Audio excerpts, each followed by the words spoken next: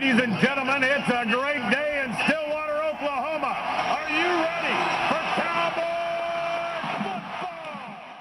Every game day at Oklahoma State, a voice is heard. Here comes Bullets. But what some don't know is how the Cowboys almost lost their voice.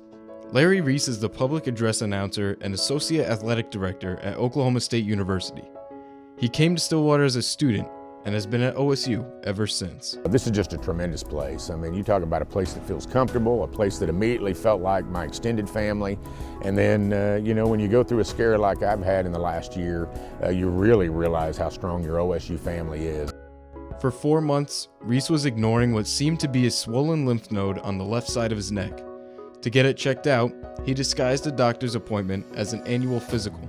So he's giving me all kind of grief that my numbers look better than his. And I said, well, I appreciate that. Sounds like things are good. And I said, but what about this? After revealing the lymph node to his doctor, as a precautionary measure, the doctors had the lymph node removed. Finally, that Monday, he called me and we went in and he said, well, I was hoping it was an infection, but it's not. He said, you have cancer. One word. That's all it takes for a life to change. But this type of cancer was worst case scenario for Reece. He found that the cancer was in my throat. Throat cancer was always in the back of my mind, my biggest fear.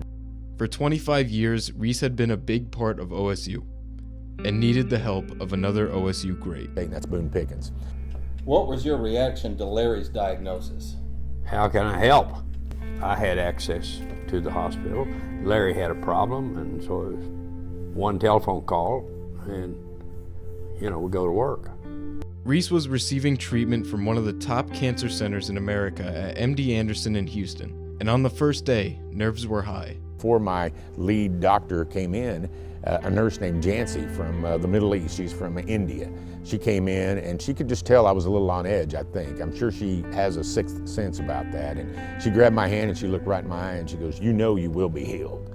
And you talk about music to your ears when you hear that, because that was the first time I had been told I was gonna be okay. On April 10th, Larry Reece rang the bell at MD Anderson declaring his victory over cancer treatments. And only months later, he was declared cancer-free. Reece attributes his victory over cancer to the many members of what he calls his prayer posse. But one OSU faithful coined a phrase that would rally the troops in orange. A mailman here in town, an OSU mailman, Tim Bays, who I didn't really know, but I kind of put it out on Twitter that I had a cancer diagnosis. All Tim Bays did was, I hope I don't tear up here, he created a hashtag that just said, I ride with the voice. And that became kind of the signature hashtag, whether it was Facebook or it was Twitter or it was shirts that were created by my OSU family. The entire Oklahoma State family was there for him, and I think everybody had his back. So it was a positive outcome, and we're all happy for him. Whether it's at Boone Pickens or here at Gallagher-Iba Arena, the Cowboys will once again be able to hear their voice. The voice of the Cowboys, but role he plays with the athletic department, and everybody knows him. He's a big part of Oklahoma State and Oklahoma State athletics.